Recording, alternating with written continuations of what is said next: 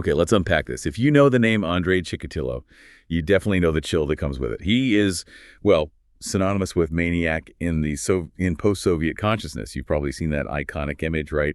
The man in the thick lens glasses staring out from the dock during his trial. He was this seemingly unremarkable railway clerk, a former teacher, who somehow managed to hold an entire region in just terrifying suspense for almost a decade. Yeah, and what's really fascinating here, and what this deep dive is all about, is the absolute breakdown of the system. The question isn't really who he was. I mean, the pathology is pretty clear once you look at it. The real question is why. Why did it take from, 1981 and 1990, that whole span from the height of Soviet power right through the dawn of Glasnost? Why did it take so long to catch him? Exactly. We're talking about a case that demanded an estimated 10 million rubles in resources. That's huge. And ultimately, it revealed these catastrophic systemic failures, didn't it? Not just, simple mistakes. Not at all. It was systemic. So our mission today really is drawing on these extensive accounts we have from lead investigators like Emerkan Yandiev, the profiling psychiatrist Dr. Alexander Bukhanovsky, even his daughter Olga Bukhanovskaya has spoken about it, and clinical psychological analyses too. We want to trace the precise path of those failures. Right. We need to understand the political pressure, that led to those really tragic mistakes, like the Kravchenko case, and the systemic blindness that just allowed him to walk free after being detained.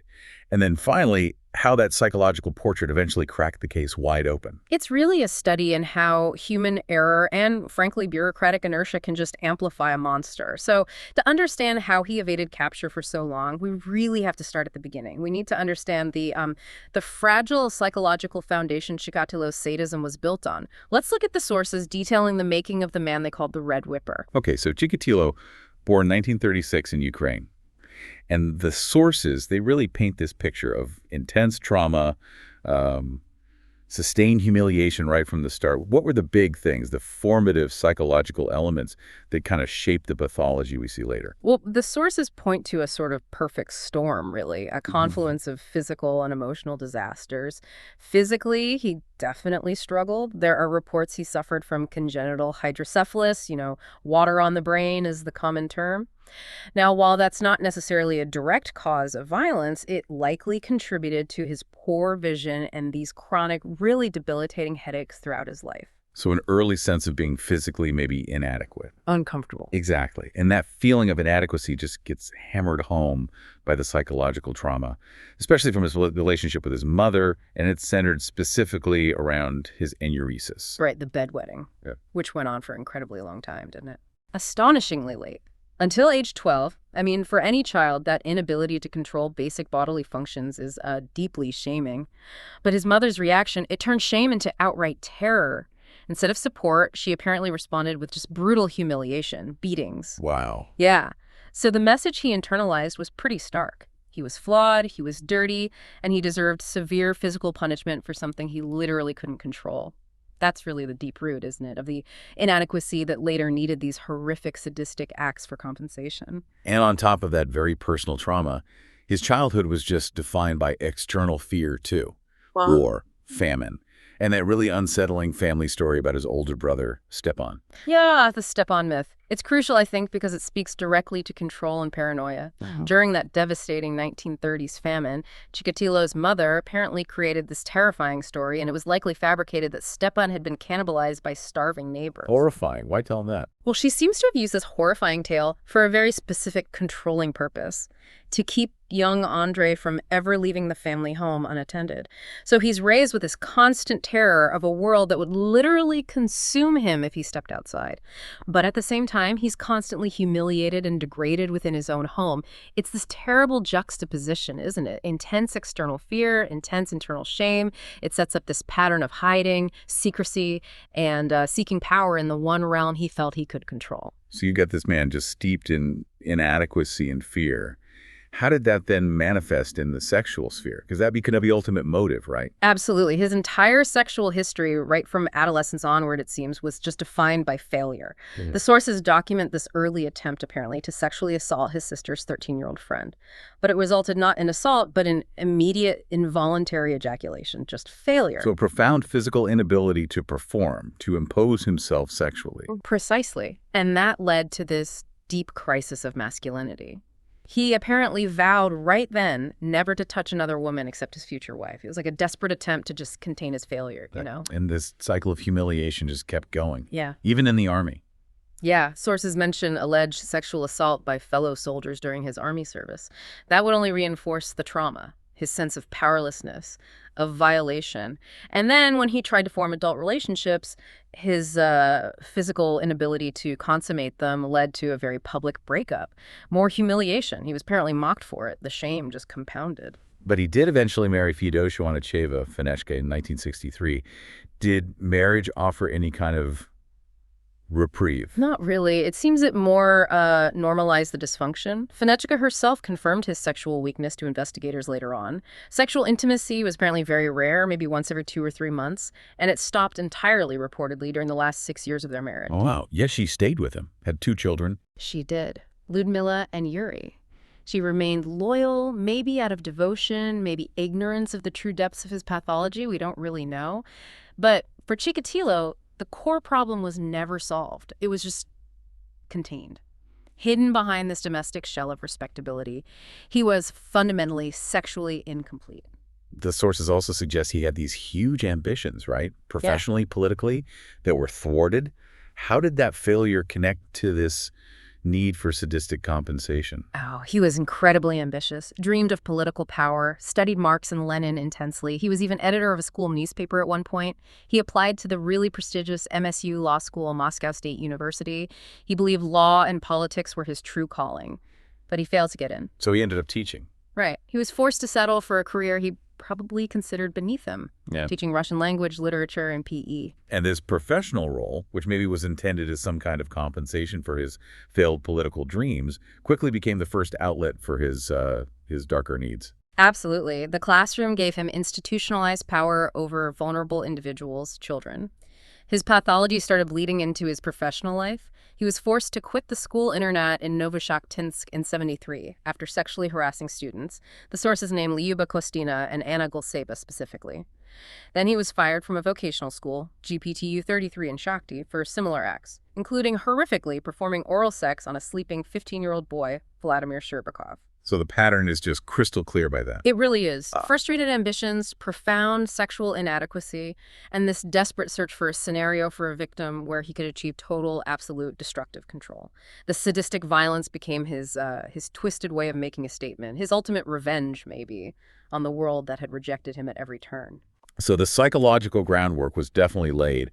And the first escalation into murder happens in December 1978, Shakhty. This event, the murder of 9-year-old Lena Zakatnova, it's just the absolute pivot point, isn't it? Because the investigation that followed just revealed the Soviet system's priority. Maintain appearances, forget the truth. Yeah, Lena Zakatnova. Lured by Chikatilo with gum, apparently, to this small wooden house he'd secretly bought near his own home. She was found raped and strangled, and what's just astonishing is how quickly Chikatilo actually came onto the police radar. Right, he resembled the composite sketch, the photo robot, and there was dry blood found near his house on the street where she disappeared. They questioned him. They had him right there within 2 days of the murder. So why did they let him go? That's the million-ruble question, isn't it? Well, it seems they prioritized the appearance of the upstanding Soviet citizen. Yeah. Chikatilo looked respectable, married man, former teacher, had a job in supply, and crucially, he had what looked like an ironclad alibi, provided by his wife, Feodosia, who was the commandant of the dormitory where he worked. So the police, under pressure, dealing with this horrible high-profile case, they took the easy way out. It looks like it. The path of least resistance. Accept the word of this seemingly trustworthy citizen rather than digging into any unsettling details. Released after just 48 hours. Unbelievable. And then the system needed a win. Needed to close the file fast, which led them straight to the perfect scapegoat, Alexander Kravchenko. Kravchenko fit the bill perfectly for them. Lived nearby, had a prior conviction for rape and murder, and he was vulnerable. He was, in that bureaucratic mindset, probably seen as disposable.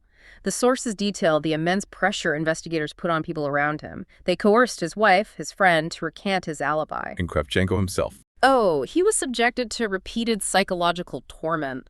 Forced into confessing, apparently by cellmates who were secretly police agents. It's horrific. This is way beyond just incompetence, isn't it? This is active injustice. engineering a result. It's a stark reflection of the Soviet legal culture of that era. In a system where crime stats and quick case closures were prized above everything, executing a known criminal was an easy, expedient political victory. Even though Kravchenko recanted his confession multiple times, desperately trying to assert his innocence. And even though the court itself found the evidence so shaky that the case was sent back for more investigation 3 separate times. 3 times? Yes. But the pressure from the regional leadership to just close this highly embarrassing high-profile case was just overwhelming. And Kravchenko paid the price. The ultimate price. Executed. July 1983. The sources talk about this desperate letter he wrote, pleading his innocence right up to the end, predicting the shame that would eventually fall on his executioners. Here was a man knowingly sent to his death to fulfill a bureaucratic mandate. And all the while, the real killer was already out there, escalating his violence. We really need to pause on that. This failure executing an innocent man, it doesn't just illustrate incompetence. It basically defines the next decade of the investigation, doesn't it? It's the defining moment, absolutely, because the system, in its desperate need for stability and quick answers, created this vacuum of accountability. Chikatilo, now a free man, who had successfully navigated police questioning, who had witnessed the system's eagerness to scapegoat. He learned a vital lesson. He learned he was safe. Exactly. He learned the police were looking for an easy, contained solution. By sacrificing Kravchenko, the authorities basically confirmed for Chikatilo that they would ignore inconsistencies, they'd prioritize their own biases, and they'd always look for the path of least political resistance. It was this institutional arrogance, this prioritizing of image over reality, that allowed him to go on and commit the vast majority of his 50-plus subsequent murders. So by the time Kravchenko was executed in '83, Chikatilo was fully active, committing murders with just terrifying frequency and escalating sadism, right? Across Rostov-on-Don, the surrounding regions, the victims were often the most vulnerable people in society. Children, young women, people with disabilities, like that 13-year-old Ira Dunenkova who had oligophrenia. Yeah, the MO during this period, 81 to 83, it moves way beyond simple rape and strangulation. We start seeing true ritualistic violence designed to maximize pain, degradation.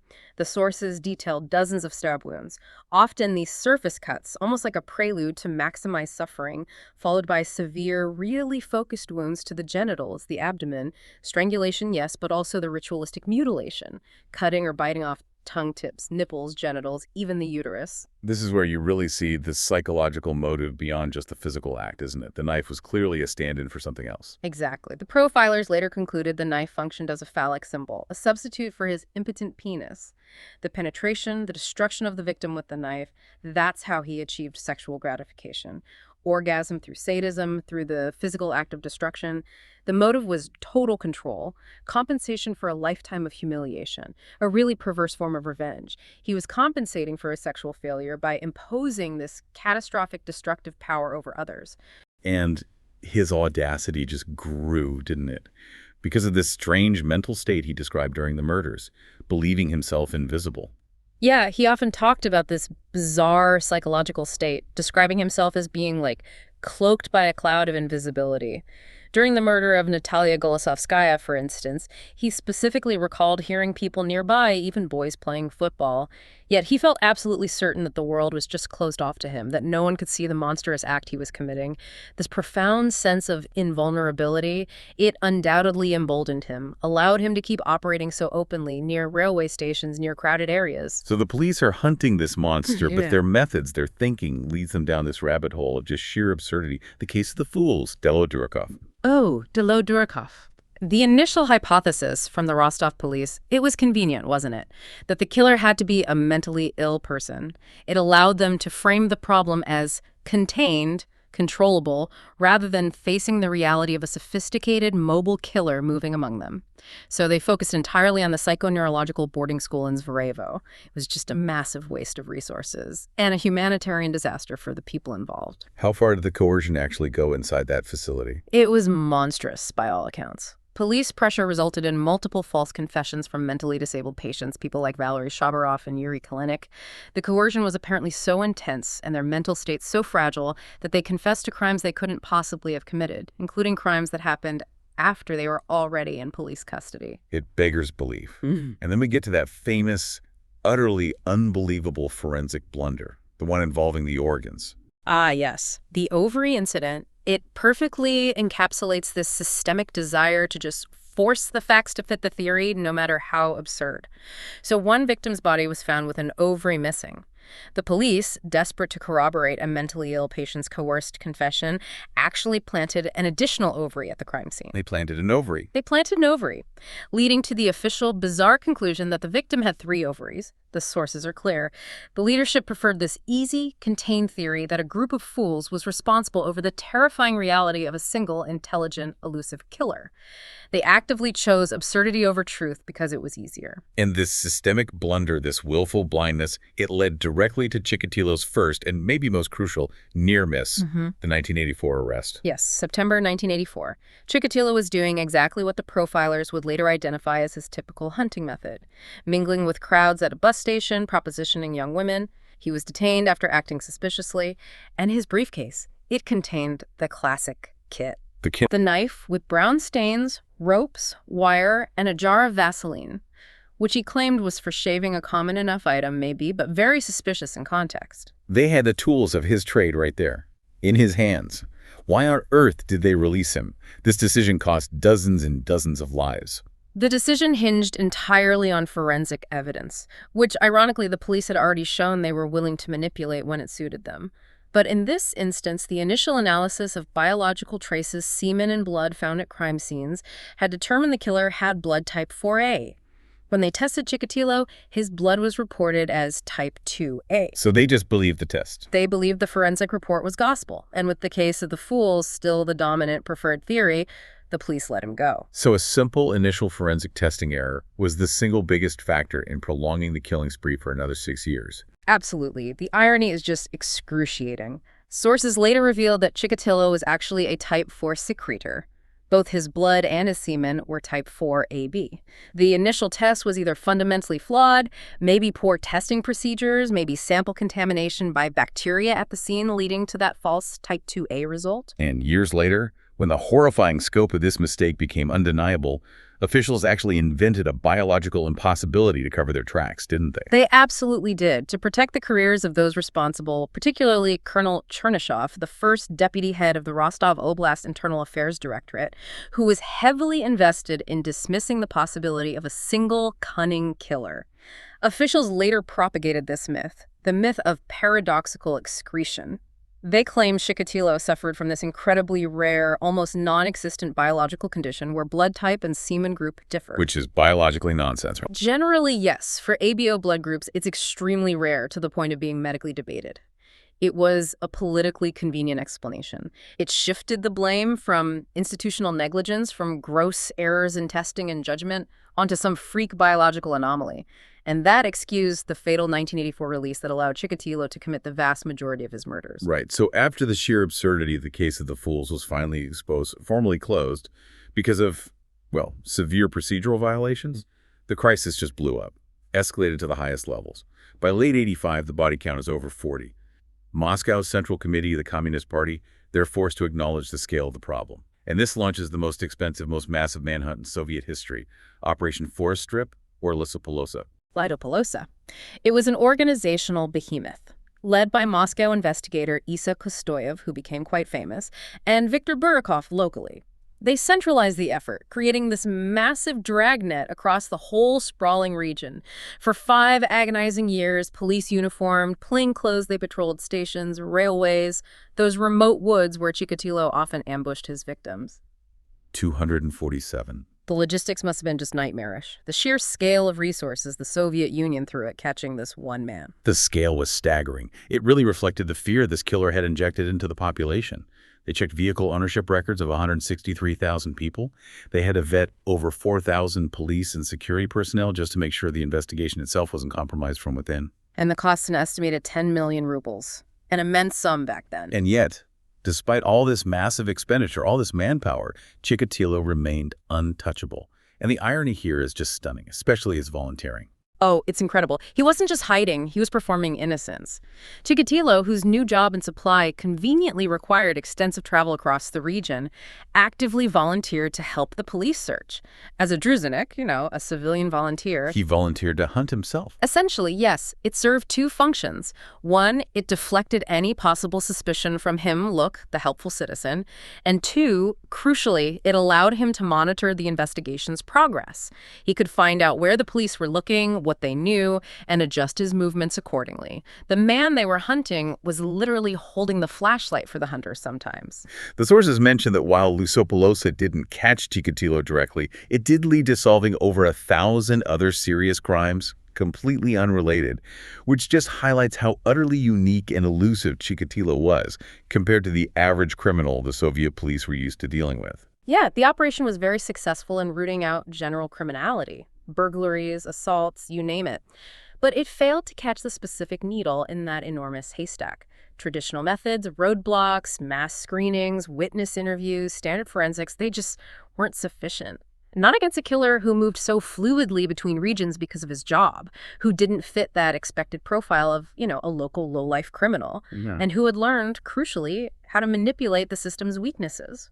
So it became clear brute force wasn't working. They needed insight. They needed something different. And this is where Dr. Alexander Bukhanovsky, the psychiatrist, enters the picture. Right.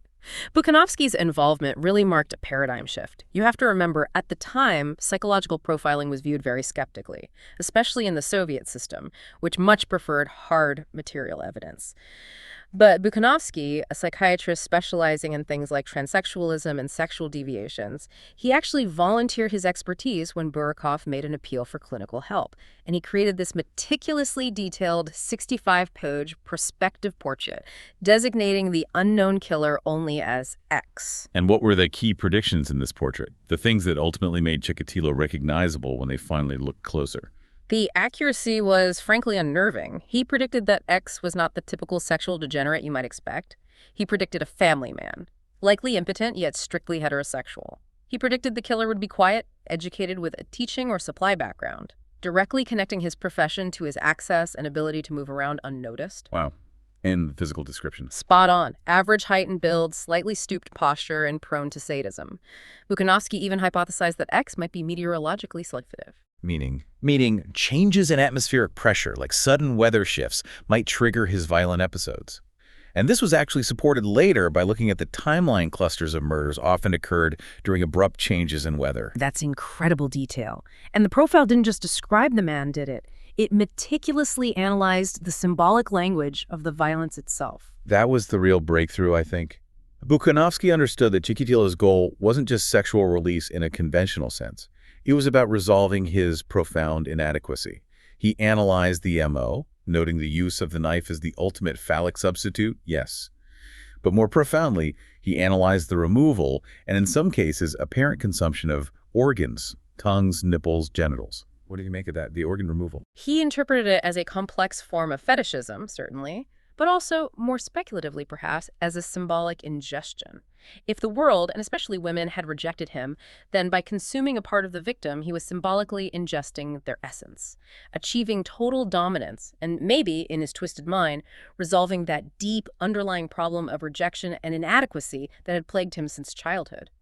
This incredibly detailed profile, it really narrowed the search parameters significantly. It forced investigators to start thinking about psychological motivation, not just geographic movements and blood types. So despite this incredibly detailed profile, despite the massive Operation Lesopolosha, Chikatilo just kept going. He used those supply jobs, didn't he, to commit murders far away. Tashkent, Moscow, Sverdlovsk, before returning to the Rostov region in the late 80s. And then he escalated again, increased the frequency of attacks, particularly on boys and young women. Yeah. By 1990, the entire region was just living in fear. The sheer incompetence of that 1984 release was still hidden from the public, of course, but the failure to catch the killer was painfully obvious. Chikatilo, despite having been checked by police 4 times over 11 years, just kept slipping through the net, protected by his seeming ordinariness, his respectable facade. And the final break in the case, after all that complexity, it came down to something really simple, didn't it? Just an observant officer doing his job. Exactly. November 6, 1990. Chikatilo had just killed Svetlana Korostik, a 22-year-old woman near the Lesko's railway platform. Sergeant Igor Rybakov was patrolling the area, and he noticed this strange middle-aged man, Chikatilo, emerging from the forest. This man was covered in leaves, carrying his usual briefcase, and crucially, had a visible scratch on his cheek. A seemingly minor detail, but Rybakov acted on it on instinct. He did. He stopped Chikatilo, questioned him about why he was coming out of the woods looking disheveled, and recorded his name. Andrei Romanovich Chikatilo. That scratch later proved absolutely crucial. Forensic testing confirmed it was a human fingernail scratch, likely sustained during Svetlana Korostik's desperate fight for her life. And that finally prompted the investigators to go back and comprehensively review every single scrap of information they had related to Chikatilo over the years. And now, with the Bukhanovsky profile in hand, they finally connected his routine travel schedule, his work trips, with all those geographically scattered murders. The profile became the filter they needed. They connected Chikatilo's 1985 trips to Moscow, his 1984 travel to Tashkent, with similar unsolved murders way outside the Rostov region. They linked him to the description of a suspect, tall, stooped, wearing glasses, who'd been seen talking to a 16-year-old victim near a train station years before. All of the disparate pieces finally clicked into place. So Chikatilo was arrested, November 20, 1990, near a store, just buying beer. They found, 23 kitchen knives at his home? A hammer? The familiar kit? But they had a huge problem. Under Soviet law at the time, they only had 10 days to hold him without charge. And he wasn't talking. Just silence, weeping, acting irrational. He was playing the role, wasn't he? The victim, the innocent man wrongly accused. Investigator Kostoyev realized that forcing a confession through traditional interrogation methods just wasn't going to work with this guy. He needed a psychological approach, a ruse that spoke directly to Chikatilo's own internal narrative of being a victim himself. So Kostoyev suggested that Chikatilo wasn't inherently evil, but sick, that he needed medical treatment for his affliction, not just punishment. Setting the stage for that dramatic confrontation with the profiler himself. Exactly. Bukhanovsky was brought in, he sat down with Chikatilo, and he just outlined the ex-portrait, the impotent, failed family man driven to mutilation as a means of control. He essentially provided Chikatilo with this comprehensive, professional explanation for his entire miserable, twisted life. And Chikatilo just broke down, weeping uncontrollably, apparently asking how. How do you know what happened in my life? And then he confessed. And that confession, it didn't just solve the current spree. It immediately exposed the deepest, most painful wound of the entire investigation. His very first admission was the 1978 murder of Lena Zakotnova, the crime for which Alexander Kravchenko had been executed 7 years earlier. That single admission instantly verified the systemic rot, the absolute tragedy of the Kravchenko miscarriage of justice. And then Chikatilo provided irrefutable proof. He led police to the shallow, often pre-dug graves of previously missing victims. Victims the police themselves had failed to find, like the boy he buried at a cemetery in Shakhty. His detailed knowledge became the most compelling evidence they had. During his trial in 1992, Chikatilo pulled out all the stops, didn't he? Trying to avoid the death penalty with this bizarre courtroom show. Oh, absolutely. He engaged in extreme theatrics, crying loudly one minute, stripping naked the next, exposing himself, shouting gibberish. The goal was clearly to prove he was insane, to get compulsory medical treatment in a psychiatric facility, anything to avoid execution, but it didn't work. 3 separate psychiatric evaluations, including 2 conducted at the highly authoritative Serbsky Institute in Moscow, they all concluded he was sane. Sane, but obviously deeply disturbed. Yes. They found that while he was clearly a sadist, driven by perverse desires, he wasn't chronically mentally ill in a way that negated responsibility. He was fully capable of understanding the moral and legal consequences of his actions. He knew what he was doing was wrong. So he was convicted. 52 murders initially, later reduced to 43 by the Supreme Court on appeal, sentenced to death, Rastral. But even in his final moments, right up to the end, that political opportunist in him showed through. He was the ultimate chameleon, wasn't he? Chikatilo, the man whose sources say was a convinced communist, quickly adapted to the new post-Soviet political climate. He continuously wrote these appeals to Boris Yeltsin, claiming he was a victim of Stalinist terror, alleging his father was repressed, for example. Blaming his crimes on repressive communist dogma. He was trying to gain sympathy, rewriting his own narrative one last time, portraying himself as a victim of the very system he had once apparently aspired to lead. It didn't work. He was executed by a single gunshot to the back of the head on February 14th, 1994, Valentine's Day, closing one of the darkest chapters imaginable in Soviet legal history. So we've tracked it all. From the childhood trauma through the systemic failures right up to the final execution. And yet, even with Chikatilo gone, the case file itself, it remains deeply inconsistent, doesn't it? What are the big unanswered questions? Regarding his actual victim count and maybe the real scope of violence in the Rostov region during the 80s? Well, the official count is 43, right? That's what the Supreme Court convicted him for.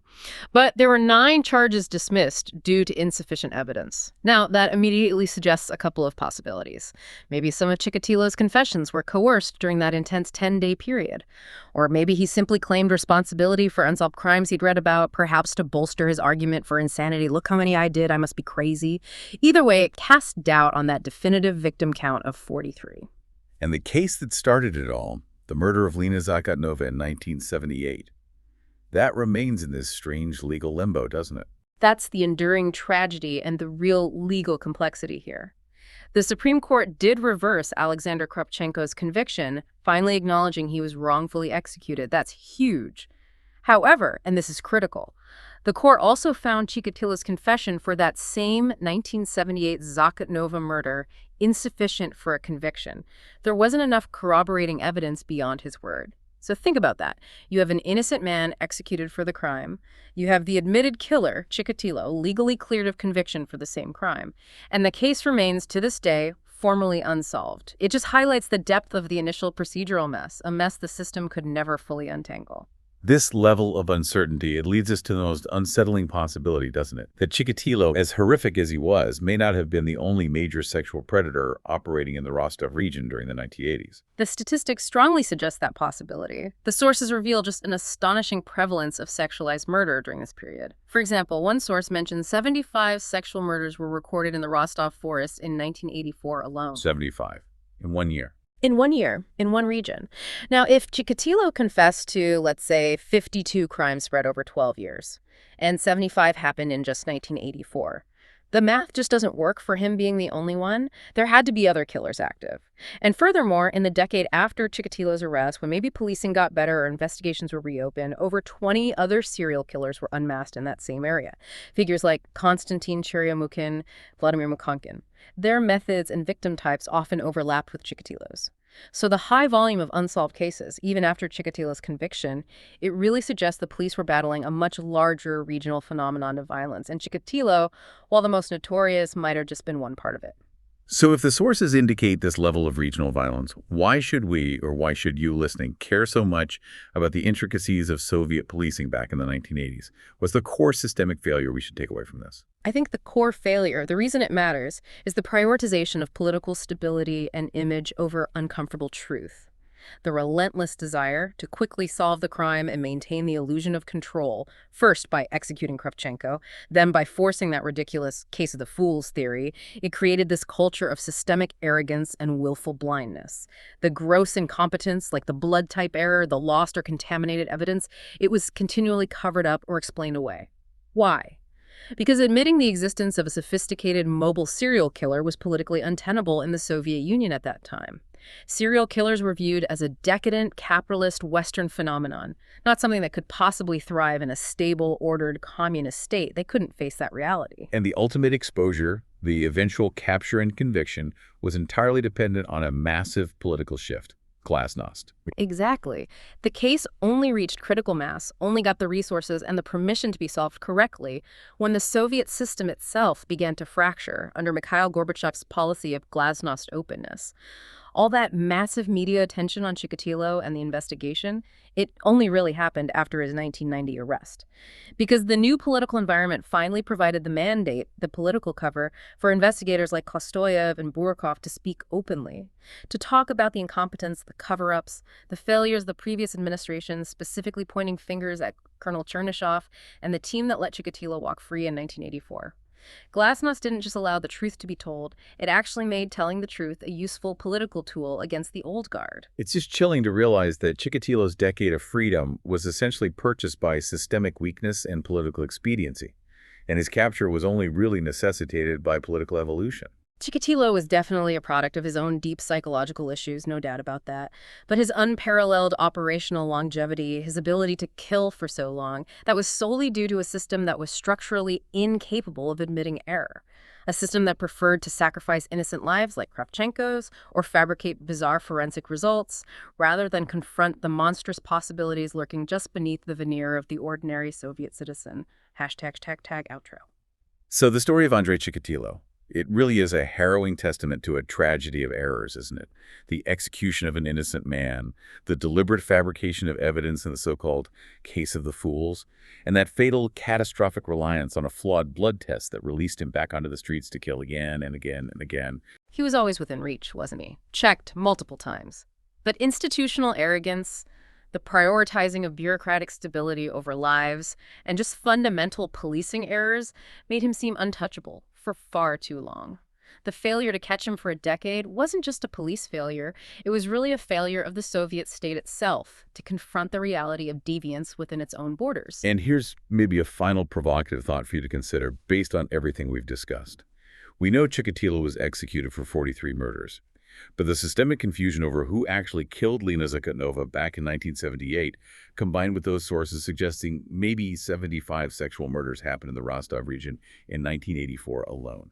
It forces us to question the total scope of the violence, doesn't it? If Chikatilo's count was potentially inflated by false confessions, and the original crime that started it all remains officially unsolved, how many killers were truly active in Rostov during the 1980s? And how many of their victims remain officially uncounted, tragically unavenged, hidden forever in the gaps left by a system that simply refused to look too closely or too honestly at its own failings?